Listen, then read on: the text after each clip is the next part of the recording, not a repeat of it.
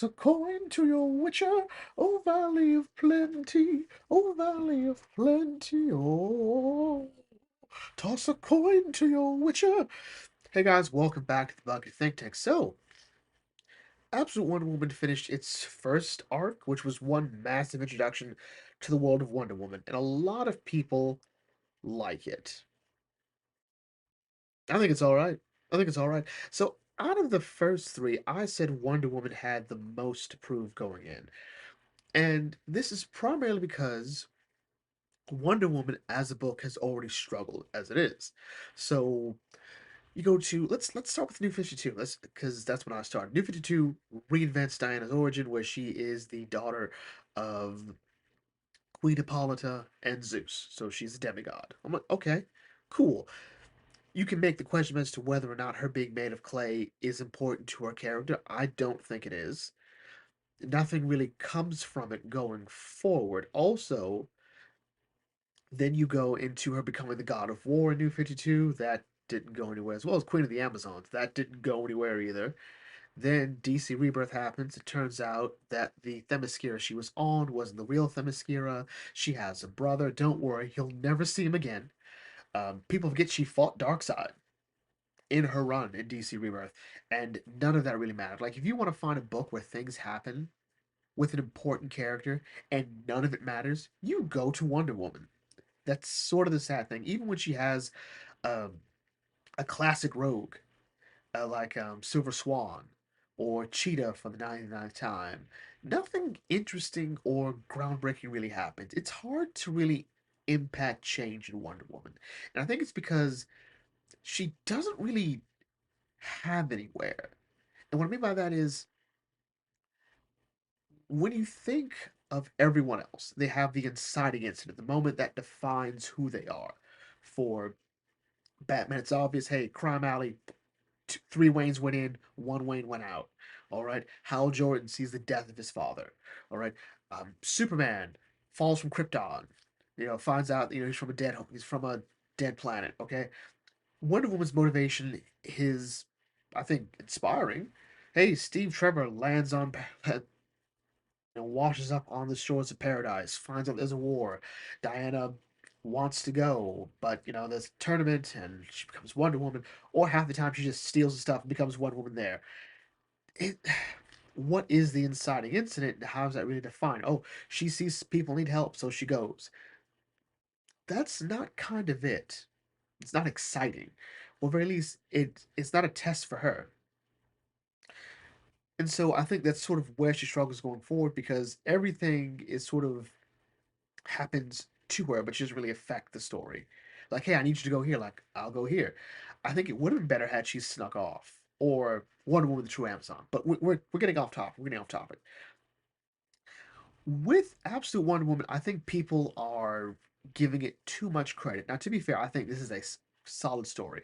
All right, Kelly Thompson is doing a that's a great idea. Has a great idea, but the problem is she doesn't quite go far enough. So the premise here is, since to sort of get this started, Diana here is raised by Cersei. All right, Cersei's been banished to hell, and they like, hey, look, this is the last Amazon. Take the child, raise it. All right. Cersei's like, why? And then that's what you want. Do it. So Cersei bonds with the child and teaches her magic. The real mystery is, what do the Amazons do to get banished? All right, to wiped out anyway.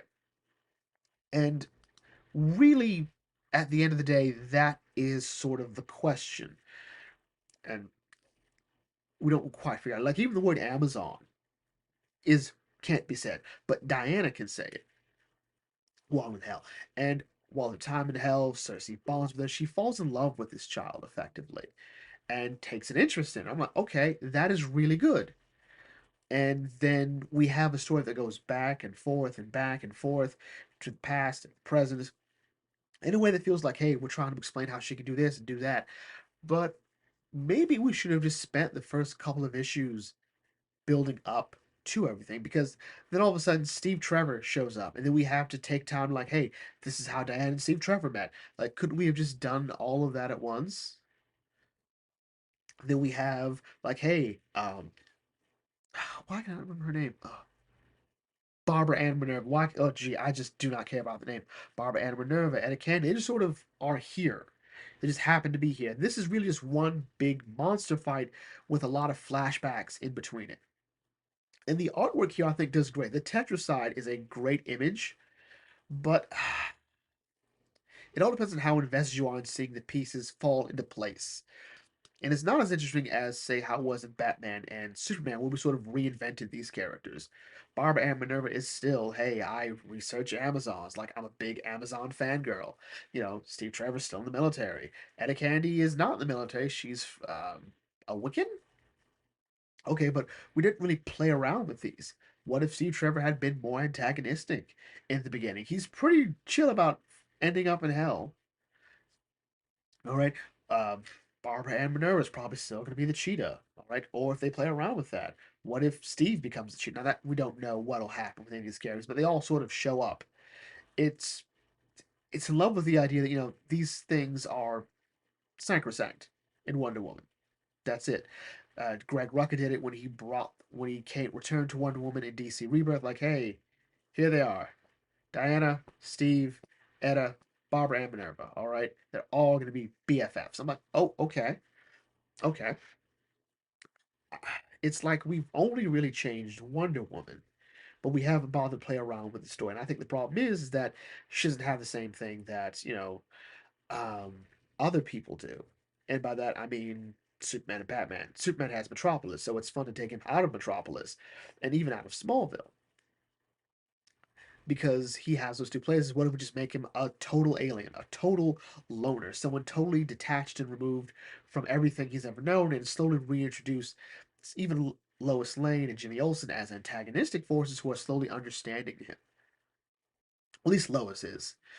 And with Batman, well, we've already talked enough about how absolute Batman totally reinvented a lot. All right, but everyone's on the same side for the most part. Jim Gordon's now the mayor. Uh, Harvey Bullock. I forget what Harvey was doing. He's still fat though. Alfred isn't exactly a friend, but he's certainly not an enemy. They took the fact that Snyder took a bunch of Batman's rogues and hey, these were childhood friends. I think is way more interesting. What if we went around with this route too? I think that's something else too. So this whole story here is one big monster fight before we get into it. So it's more like, oh hey, here's this person, here's that person. How's Anna gonna beat this impossibly big threat? And she's gonna do it by being awesome. And that's great. But what else are we going for here? I think it would have been better had we played around with it more. But we're still sort of getting kind of the same. And I think a big problem is that DC doesn't want to embrace Diana's mythology, especially with what we've learned and reinterpreted now in Greek mythology. People are sort of warming up the idea of Hades and even Ares. And, hey, Zeus is like the only one who's sort of been consistent. Zeus is kind of terrible. Like, he's not, like, he might be wise, but he's also a rapist. Like, no, he'd be deceiving women. No, no. But we've had different approaches to Hades and Ares and Hera, and I think we should really embrace more of that. Hey, Ares isn't a bad guy, which was like the coolest part of Diana's Wonder Woman in New 52. Like, hey, Ares is just a guy. All right. Yeah, I'm the god of war, but I hate to tell you this. I'm not the monster here. All right. Hades was still Hades in New 52. But here it seems like it's gonna be more the same. Like, so what would I have done with Absolute Wonder Woman? Well, to be fair, I just want to say I do enjoy it. I'm just not excited about it because I haven't seen anything entirely interesting. Really, Diana here is a monster hunter, and that's actually kind of cool. I just want to see that played up a bit more. I want to be surprised by things that happen. Like, I don't want Barbara Ann to become the cheetah because I know she's going to become the cheetah. I would like more drama in between these characters.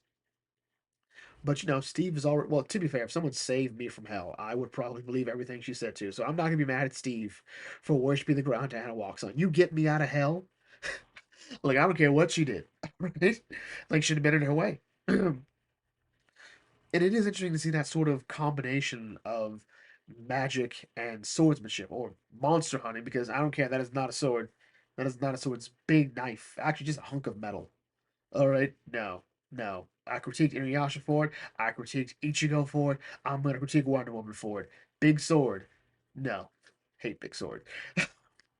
But something really cool was her becoming Medusa to stop the Tetracide.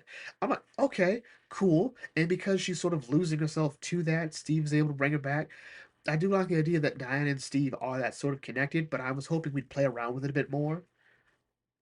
Like, what if they're like enemies, and they're sort of forced to be together, and then realize like, hey, you know what? Fine, whatever. Um, just want something to hold. Um, I feel like I'm complaining about this. Let's talk about the art for a bit. I know I'm not really that big on the art, but this art's pretty different, and I like the sort of Greek appearance. Like it does feel like you could put it on on vases as you're telling a Greek myth. Okay, and I do like that, but I think that really only works for moments of really big scale, like with the Tetracide and the Harbinger. The later art I think is actually much better, but that's for a whole different arc, um, and it might not even stay. So who knows? Overall, I feel like this is Wonder Woman with a different coat of paint, but we haven't really shown how it's different. Even when she's in hell, she turns out to be like the best of us. She finds all these animals that are trying to kill her. She goes, no, no kill, friend. And they become friends. Diana's very easy to like. And it's sort of been like the one mainstay about her character is like it's kind of wrong to not to dislike Diana. It's like you don't like Diana? But we'll see. We'll see. Um Again, this sword and sorcery Wonder Woman could be exactly what we're looking for in terms of Wonder Woman, but it feels like it's not really embracing the idea of the absolute universe. And so what I mean by that is when you look at say let's ignore Batman and Superman to make it more slightly interesting. So far we have Wally West who's been reimagined as a military brat who's gotten involved in a secret government experiment, or may have already been involved, didn't even know it, going by issue 2. We've reinvented the rogues to be government agents. Well, it's not the first time the government's employed supervillains. If you look at Martian Manhunter, he is John Jones has sort of made contact with a Martian and isn't quite aware of it. We're playing around with that idea. I think that is an idea worth experimenting, seeing how it goes. It's a bit trippy, and I don't think it works the way exactly it wants to, but especially for Martian Manhunter, it's something. And Green Lantern is still on his first issue, so it's hard to say, but it seems like something's going on. And we're playing around with the concept of fear. We're playing around so far, paranoia, and Abensur might be the bad guy. We can't quite tell with that one. We'll come back to that one in the second issue. But with Wonder Woman, the premise is great. Diana is raised in hell with Cersei. As she learns magic, she learns swordsmanship. I'm like, okay, that's cool, but what does that mean? Well, she's gonna slay monsters. So we're going sort of a New 52 Wonder Woman, which I don't mind. Actually, a lot of this feels like New 52 Wonder Woman in some ways. But the big problem is that the problem with New 52 Wonder Woman was everything around Wonder Woman was more interesting than she was. So I think the problem is we don't see how Diana changes. Like, how was she? She's been the same person from the beginning that she was in the end. All right. Clark grew up as a sort of introverted kid in a very nice home environment, and the change is him coming to Metropolis, a place that is, for the time, it's the city of tomorrow, but it's also cold and everyone's mean to each other. I read Jeff Johns' Secret Origin recently for Superman. Really, really fun book. And we see him have an impact on it. And Batman, well, it's Gotham City, all right. But Bruce starts off as a happy boy whose innocence is taken, or sometimes he's an introverted child, sometimes he's a spoiled brat. It all depends on how that event changed him from who he was to who he will be. With Diana, it's already there, and so granted, these first few issues were all about the big fight between first the Harbinger, which she just mollywops, and the Tetracide, where it's like, oh my no. Okay, so I'm gonna have to lose this arm again, and I'm gonna need a witch. You know a witch? Steve, you know a witch? All right, great, great. I'm so glad I saved you from hell.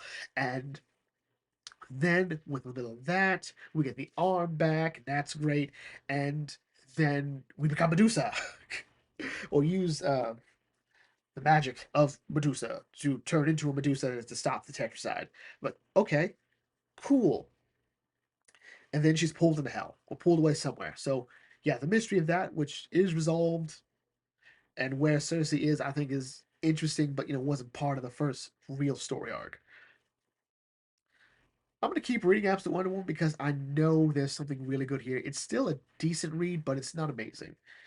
I think it sort of speaks to the fact that Wonder Woman is for one reason or another just sort of lackluster,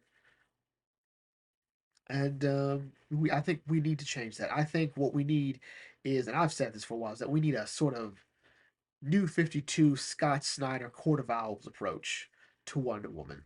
All right, what I mean by that is in the first story for Scott Snyder's Batman, Batman feels he's the master of his domain. Like, this is my city. I know Gotham, and I'm going to fix it for the 99th time. But this time, I'm going to like fix the old neighborhoods, make good low income housing. There we go. And then the Court of Owls comes and reveals that Bruce doesn't know anything about Gotham City. At the end of it, he has possibly one of the best endings to an arc. Like, I've won, but I'm doesn't really feel like it. There's a lot more work to do. For Diana, what would that be like? I think the idea that she has to learn something different, that maybe in this case, what if the Amazons did do something to deserve it? What if the person she thinks is sort of an antagonistic force like Hades or Ares is actually very much against whatever happened to them, but is powerless to stop it? I think that's more interesting than probably what this is going to be, which is Hades bad, Ares bad, and go from there. I don't know. Anyway, what do you guys think about Absolute Wonder Woman? Do you like it? Do you hate it? I don't think anyone can dislike the design. As much as I hate big sword, do big things, it's a cool look for her. All right? Leave your thoughts in the comment section. I'll catch you all later. This is Bucket Thinking signing off. Thanks for watching. As always, may your fandom serve you well.